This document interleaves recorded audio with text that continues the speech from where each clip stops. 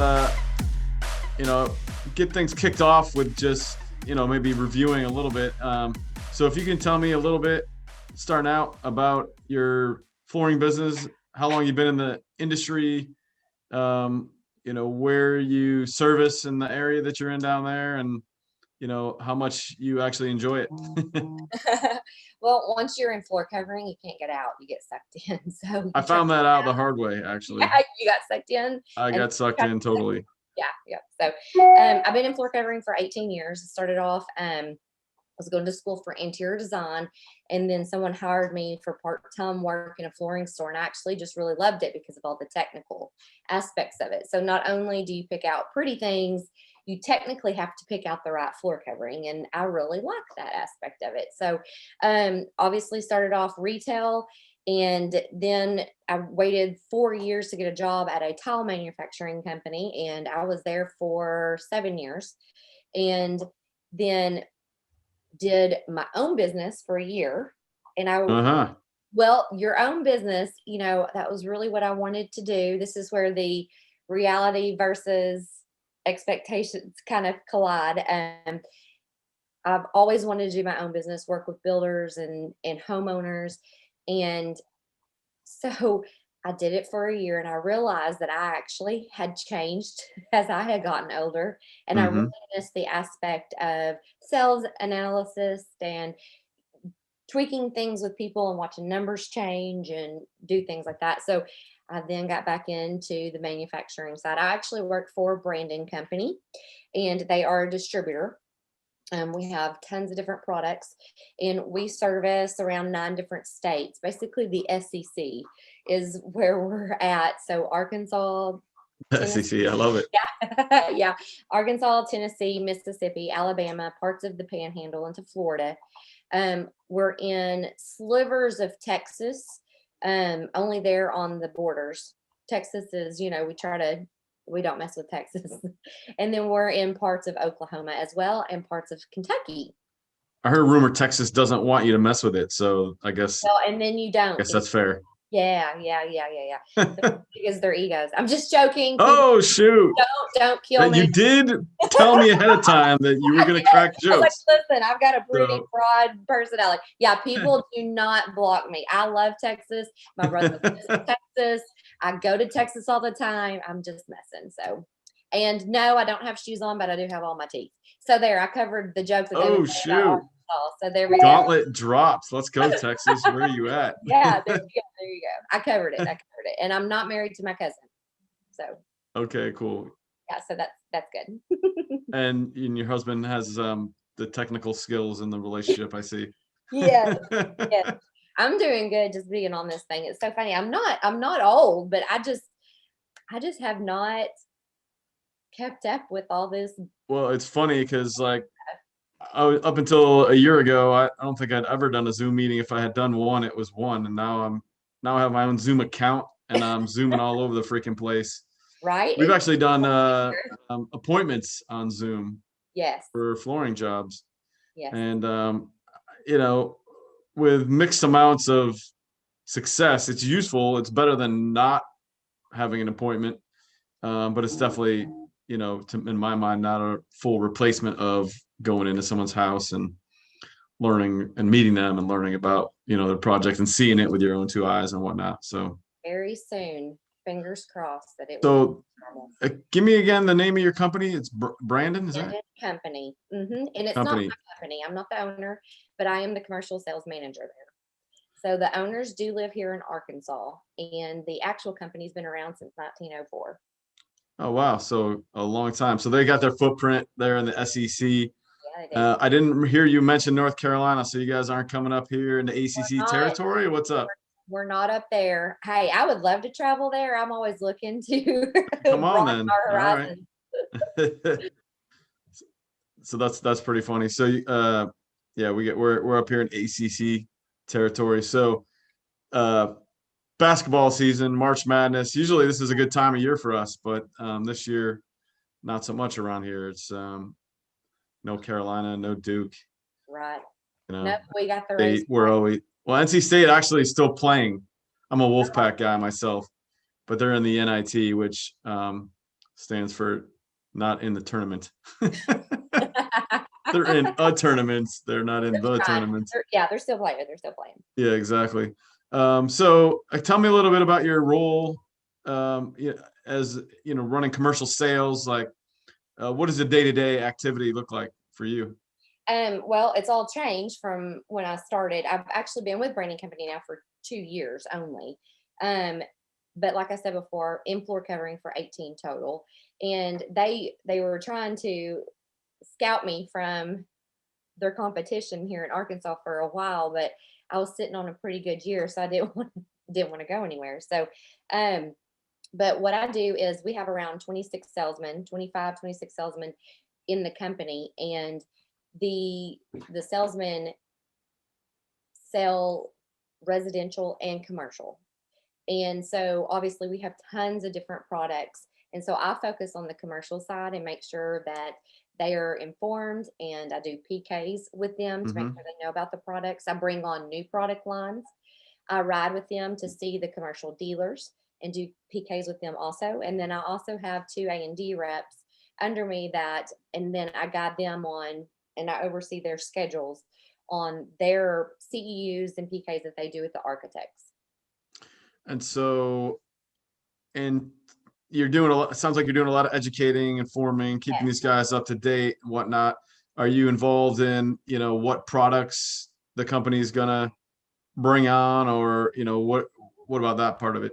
Yes, absolutely. We right before COVID hit, we brought in a particular manufacturer that was geared towards healthcare, and with that rollout, it kind of took longer than normal just because of this. Yeah, no kidding. I know. I'm like, okay, so when is this hitting? Like, when are we going to really be able to get it out there? But we're slowly Mm-hmm. but surely doing that. But yes, so, and then when residential products come on, we also have another residential sales manager. He is more over that aspect of it, but obviously owners call me in and I'm full of opinions, so they ask. They don't necessarily listen to me, but they ask. But at least they're asking, so that's a good Yeah, right. sign. Yes, So, absolutely. like, what does your process look like? How do you go about evaluating your current list of products to make sure that they're consistent with, your brand proposition and what you're trying to promote and give to your clients, and then new products as you're maybe weeding some of the other ones out, or what does that look like? Well, taking a look at all the products that we had when I came on, we had a big hole in our product line that we could not service the healthcare industry with, you know, turnkey installation. So I went and scouted that company out. Also, what we do is we look at specs from the architects. What are they used to copy and pasting on these specs? And then do we have something similar? And if we don't, and I start going and looking for a product that we can bring on that they could have a different option for. So it's spec driven a lot of times based on the On the plans that commercial the side, architects will give you. absolutely. Yes, absolutely. And even if it's not spec driven, you still have to have all these different products. So when someone says, "Oh, well, do you have something like this or do you have something like this?" We have options at Yeah, you least. want to have as many options as possible. Is And there any downside from having a lot of options? I mean, typically you would think, hey, the more options, the merrier, but maybe not necessarily the case. You don't want to overwhelm your buyers with their SKUs or whatever. So how does that work? you just have to, you just cross your fingers to make sure that you got the right stuff. That is definitely really, really hard avenue for any business that stocks products or that, has product lines. You just cannot all the time make everyone happy. And you've got to Right. understand that. So what is your most popular items? And then you have, I call them funky items. Items that are Funky. not going to be funky items that are not going to be used all the time, but also bring some interest to the table. You can't overrun your inventory or your vendors with those items, but you have to have them in your back pocket for when those jobs do come along. So you're not dealing typically directly with the public. You're more business to business, and then you're really within your infrastructure more support in terms of the business to business. So I'm assuming then you get a lot of feedback and discussion from your territory managers regarding what it is that they're looking for, what their clients are looking for, how those relationships are going. So when they're reporting back to you, like what are they telling you generally? This is where expectations collide with reality is, hey, my customer's wanting a funky product, but they want it for $1 because they saw it in Home Depot. That's one. That's one case. Or they saw it on a home designer television show. And I'm not, obviously, I feel like I'm going to be speaking out both corners of my mouth because I record everything off of these television stations because I absolutely adore watching them. But I'm in the industry and I understand that what they're doing is not necessarily like they didn't finish a house in 3 months. It's going to take longer than that. Or they didn't, a whole home renovation did not cost $50,000. I understand that thing because I'm in the industry. But unfortunately, so we start becoming the bad guys because we have to deliver the bad news to the dealers.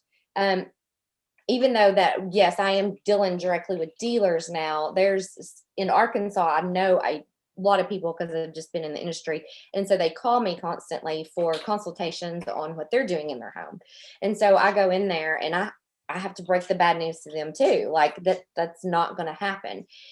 And so what I've started doing when I'm starting to visit with the actual end user is, okay, what is your expectations first?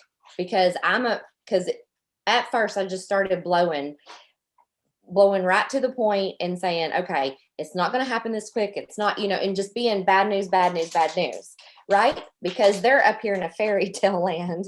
And so when I start talking to them, I'm like, what's your expectations then?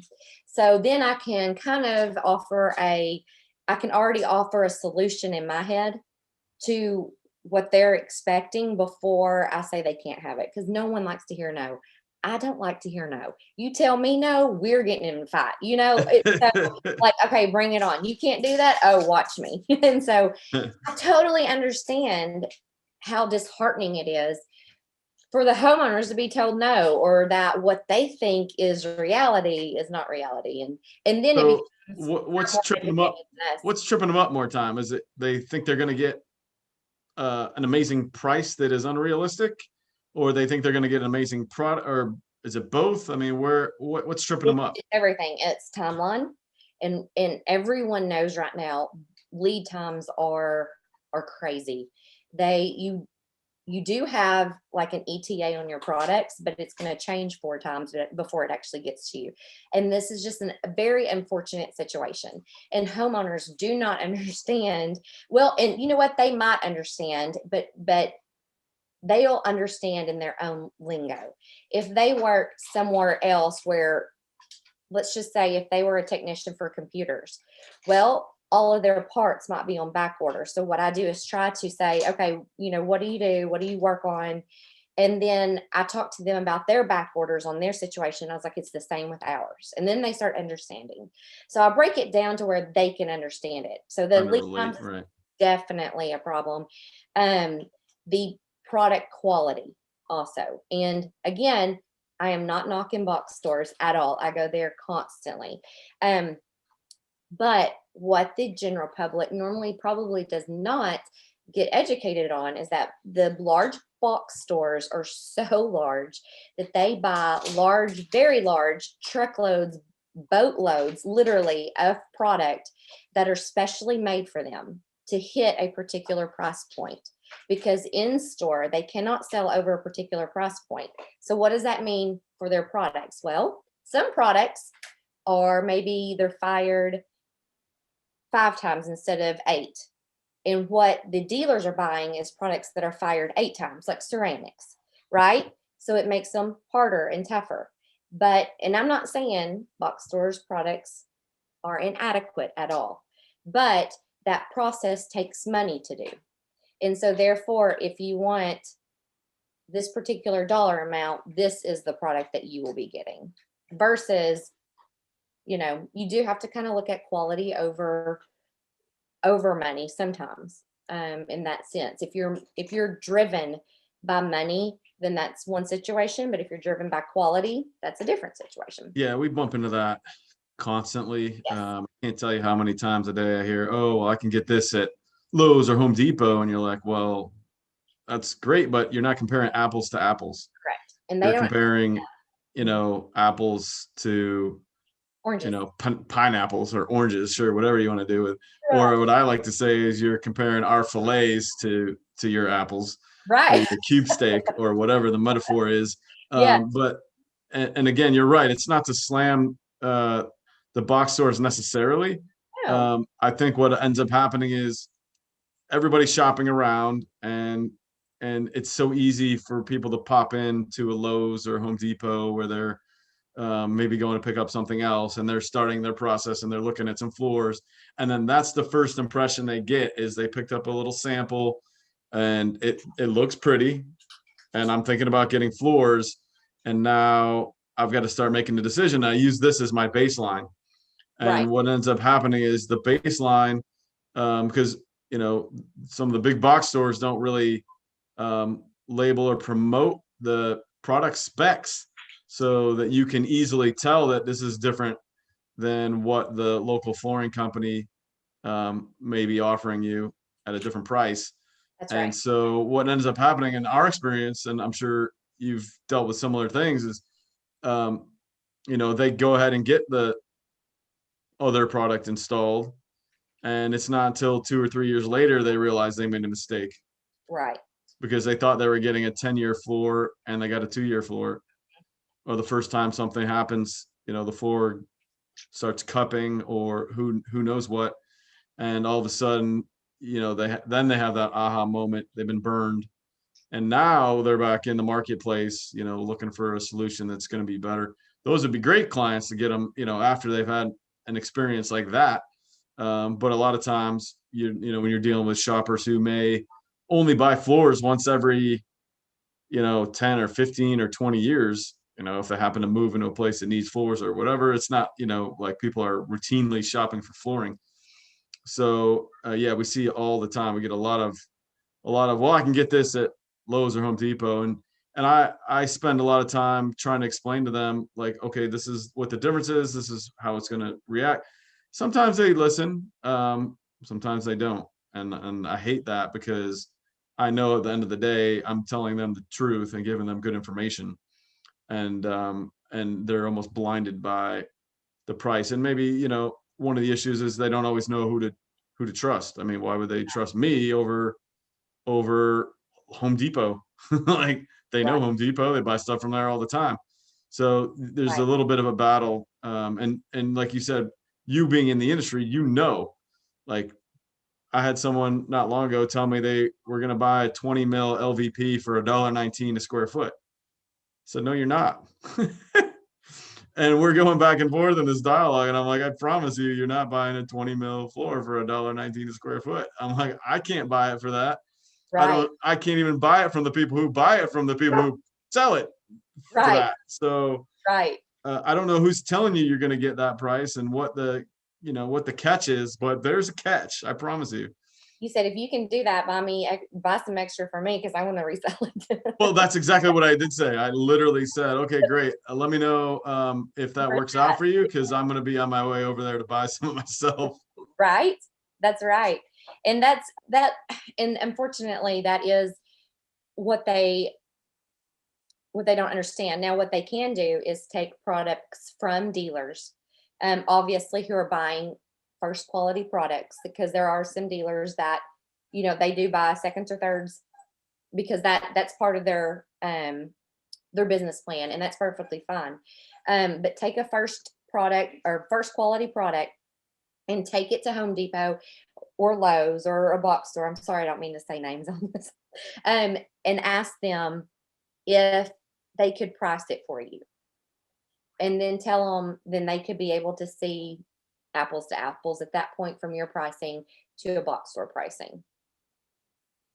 So, obviously we're talking about the customer expectations and trying to, get them in line with what what we're able to deliver as a flooring entity. So you've touched on a couple things, but like, are there any other methods other than just sort of trying to be patient? I think you made a good example a minute ago when you talked about comparing it to something they maybe go through at their work when you're talking about supply time and things like that. Any other tricks or techniques that have been effective for you in having those conversations? When the customer first came in, obviously we talked about, kind of already hit on this, is like when they first come in, ask them what their expectations are. What is your budget? First of all, what's your budget, and what is the timeline that you need this completed by? And then you kind of work backwards in that sense. Don't go and just pick something out for them or have them look at products. You start with their vision for their home, their timeline, and their price point. And then you work backwards at that point. Because right now, you'll have to do a lot of research and figuring out if the manufacturer even has enough for you to purchase to complete it in that timeline.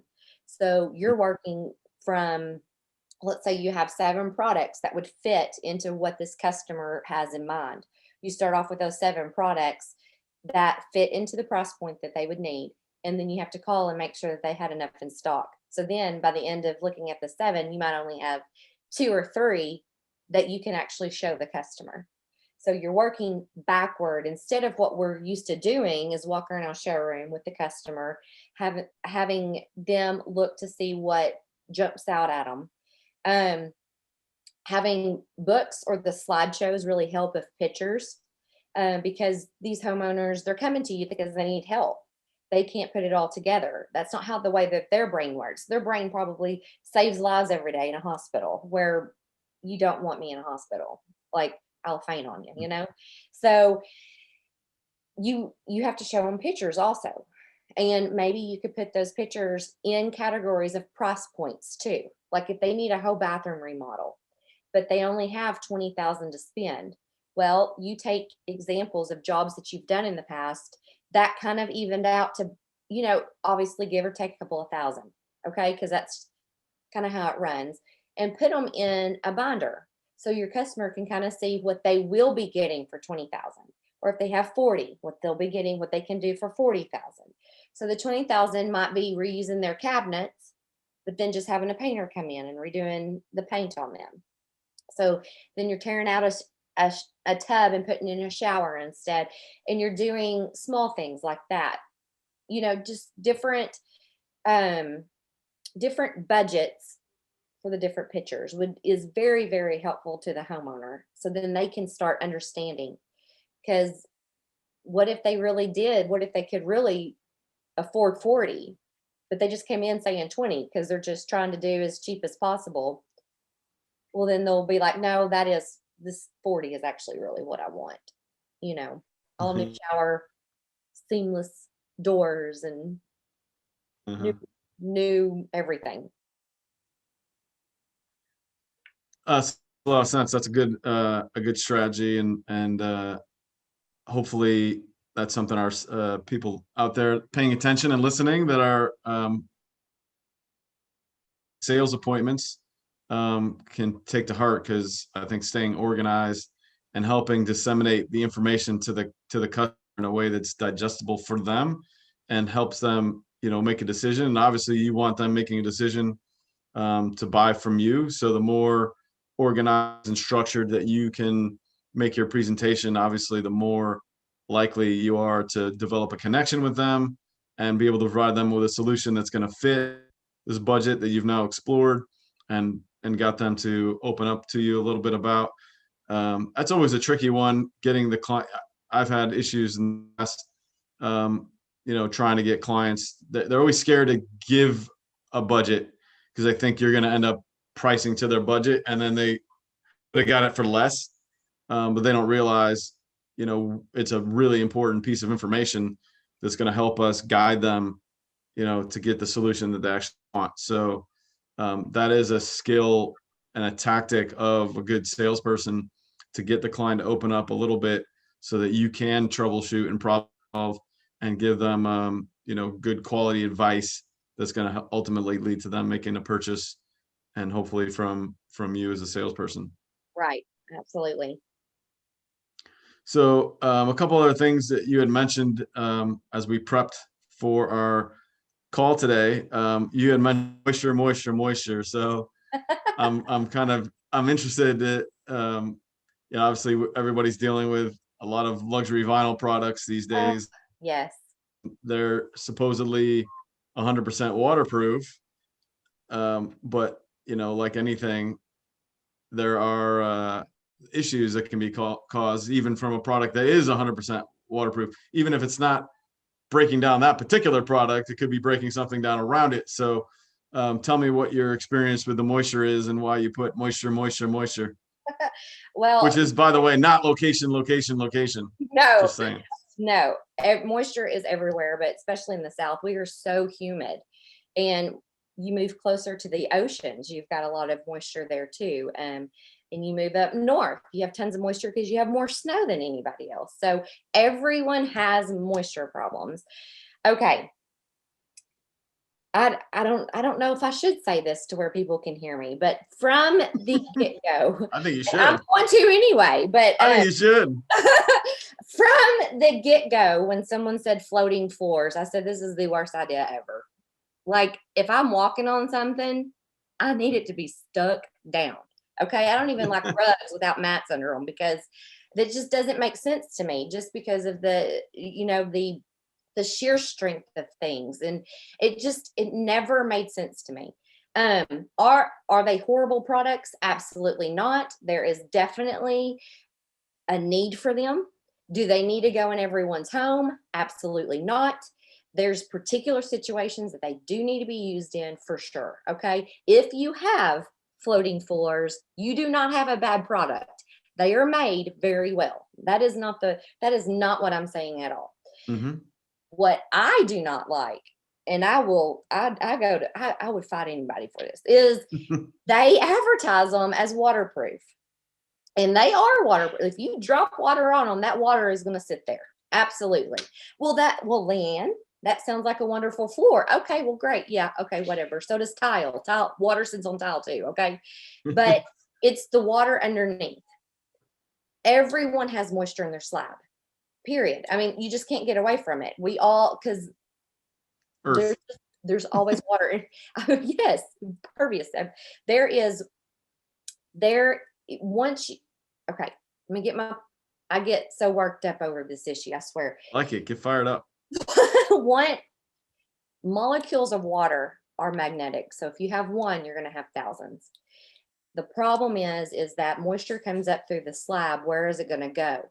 If you've sealed off the top completely with these waterproof floorings, then it is going to grow mold because it is constantly being fed, and Mm-hmm. it's staying underneath there to where it really can't breathe. So it's just growing on itself constantly. And you pull these floors up and you got a mold problem now. That's just the way it's going to be, unless you live in a perfect house with no moisture. Then I want to know where you live because I'm moving. But yeah, so that is the only problem. Now, you go in with a moisture mitigation system and you put that down to where that moisture cannot seep up through that slab, then you are good as gold to put those floating systems down. But until you do that, I mean, if you think that you're just going to plop it down and everything's going to be hunky-dory, you're wrong. You are wrong. So obviously you're selling a lot of this stuff. How are you and your team, how do they deal with, again, back to customer expectations? People see these floors, they go to the big box stores, everybody's buying luxury vinyl plank. It looks like wood. It's beautiful. It's waterproof, yada, yada, yada. And you know that there's still, some potential issues that could arise from it. So how do you navigate that with your customers and clients? Well, thank goodness the manufacturers, mostly all of them, are getting on this bandwagon of saying you got to put your visqueen down, or your plastics down first. That's great, but you still have an issue under the plastic. Okay, so you've got to think further on down for your homeowners. If you don't care and you're just trying to make a sale and get this down, and then don't listen to me, because you're not going to like what I have to say. But if you want to do it right, put down a moisture mitigation system. Take the time, roll it on the slab. And so obviously you do want to follow the recommendations from the manufacturers because they are the people who are making the product. But they are also the people who are marketing these products too. So, double-edged sword there sometimes. But they are recommending to put the visqueen down to protect the back of the product, because what's going on is hydrostatic pressure is coming up through that slab and it's peaking the floating floors. Well, I have a pad attached to the back. Okay, well, does that pad completely cover the seams of every single plank? It doesn't necessarily, not all the time. So one of the best pads is there are pads out there that help with the moisture, like a moisture mitigation pad. And it's best to roll down a pad so that you don't have seam and you can actually cover all the seams of your floating products as well. You have that option. Absolutely. Does that take the place of actually moisture mitigating your slab? No. I mean, it can't. Everyone is trying to do it cheaper because moisture mitigating a slab is not cheap. It is an expensive process. But what did they say? Like, what's that saying where you have to spend money to save money? I hadn't heard that before, but we can start a new phrase. Yeah, because you're gonna have to spend money to save money. Do it right the first time. It will be more expensive, but you're not coming back in 5 years when you have mold or your tiles are peaking or your planks are peaking, whatever you want to be technical about it. So you're educating your territory managers to have these conversations. I assume they're having them then with the dealerships that they're selling the floors to. Absolutely. How is that received generally? The homeowner's not going to want to spend the money. That's one of the main comebacks to our territory managers. Well, number one, have you asked the homeowner? Like, the dealers, are y'all educating the homeowner? Because that's where the main problem is that these homeowners are not being educated to what actually is going on in our industry. They are not being educated. And so therefore they are left blindly and they're just doing what you're recommending because you're supposed to be the expert. But if you are not telling them, number one, the truth about what's going on, then the liability is held on the dealer. So the owners of these dealers, if you are not making your salesman be forthright to the homeowners, then I feel like that's a problem too. Because you want honesty. So how do you guys deal with that? Because I'm assuming some of this comes back to you guys at some point. Oh, every time I have a claim. I have a claim. Exactly. I have a claim. So then what? We have to. A lot of our territory managers are getting it on file when they talk to their dealer about it. So either it's an email or a text message, and they're saving that to make sure that they have proof that they spoke to the dealer about needing to prep for moisture. And also the CYA. Yeah, right. Yes. Write it off like you signed for it. So that's really protecting us too, because the customer is always right. No, they're not, unfortunately. And it's very unfortunate that the distribution centers and the manufacturers these homeowners think that these people are horrible people and that they make shoddy products. When in fact, they were not educated to what actually needed to be done. And the dealer is bashing their vendors. I really wanted you to say shitty there. I wanted to too, but listen, I love Jesus, okay? I love him with all my heart. I just cuss a little bit. I didn't know if I should do it. I don't want no children to hear me, so. But so you gotta education, like that is the most important thing. And I will talk your head off as long as you are getting the information that you need and that I'm educating you. I will talk you to your grave. One of my territory managers, he said, "LeAnn, you talk yourself out of a grave." And I was like, okay, thank you. Thank you. Yeah, that's what I'm going for. Yeah. So it is disheartening for this side of the field, because I've been on the retail side longer than I have been on the manufacturing distribution side. And it is difficult. And by no means have I ever threw a vendor under the bus, because that's my livelihood. I've got to turn around and resell that vendor to somebody else, or try to sell that same vendor to the same person who has issues. So why would you ever throw the products that you're trying to sell under the vest like that? You're shooting yourself in the foot when you do that. You're cutting your nose off to spite your face, Yeah. So what's some more? No, I'm just joking. But you've got to have those are they difficult conversations? Yes. Are you afraid the homeowner is going to tell you no? Absolutely. Okay. Well, then what do? You get them to sign off on the job. The dealer gets the homeowner to sign off on the job. Manufacturer gets the dealer to sign off. Everyone is covered.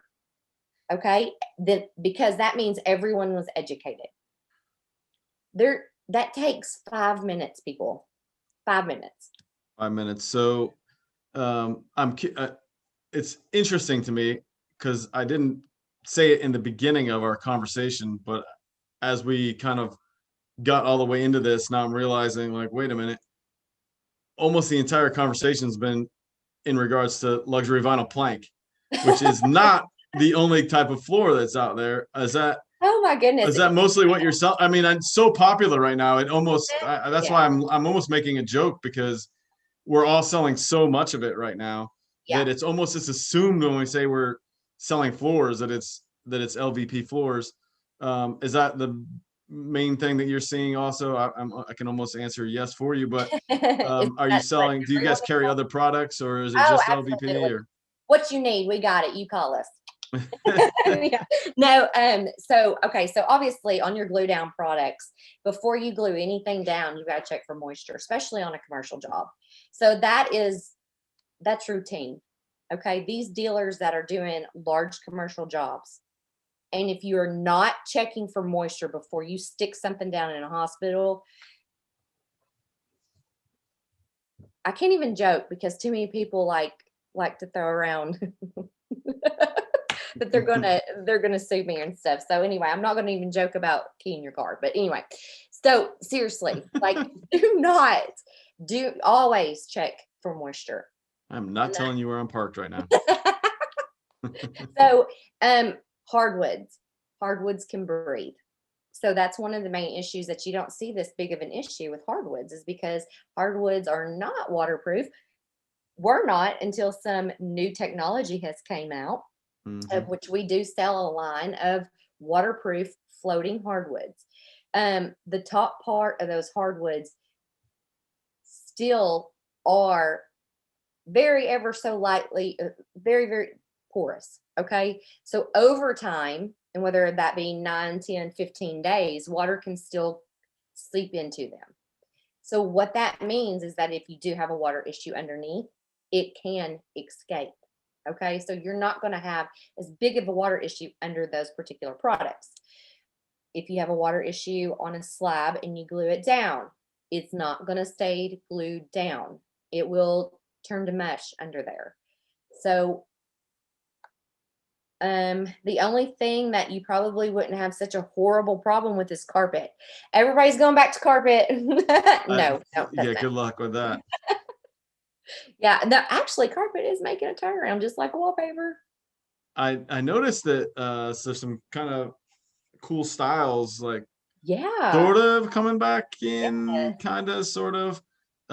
People still are mainly enamored with the wood look stuff, but hey, everything is cyclical, so if carpet's down now, it'll be coming back eventually. Yes, just like the middle part. I had to start middle part in my hair because apparently. Oh, that's back? Oh yeah. So you're old apparently if you side part it. So I middle parted it just for this podcast. Well, thanks. That's very sweet of you. Thank you. I have really no. Yeah, I don't know what's going on with yours. I'm just joking. No, I'm partless. How could I be so partless? Making a parody of that, yeah. I did. You like that? Yeah, I do. So, cool. Well, yeah, do you anything else to add? You know, again, we're really gearing this towards sales and marketing, and we've kind of covered like expectations and some things that in terms of communication that should be uh, provided to the homeowner so they can make a good educated decision. I think really at the end of the day, that's kind of what this conversation's boiled down to is communication, being upfront, open, honest, helping clients understand the ramifications of the decisions that they're making and what the impact will be long term. It's always difficult, to navigate that when a customer has other people that have been in their ear. Oh, You're in a situation where you're trying to sell them something mm-hmm. and build that rapport and build that relationship. And it's when you're telling them they need to spend more money to get something they think they can get for less money, Right. it becomes a little bit of a friction in your sales process. And I think the easy thing to do in that case, which is probably why we're having this conversation about expectations, it's the easy thing to do is to not have that conversation and just try to get the sale, right? Because Oh, at the end right. of the day, that's how we all get paid. And listen, that's understandable. I mean, we're all in this rat race together. That's what I tell Mhm. everybody. We are all in this rat race together. But when you do have that customer that comes in, you spent 3 hours with them. They come back, was like, well, I was talking to my friend's sister's aunt who's a decorator.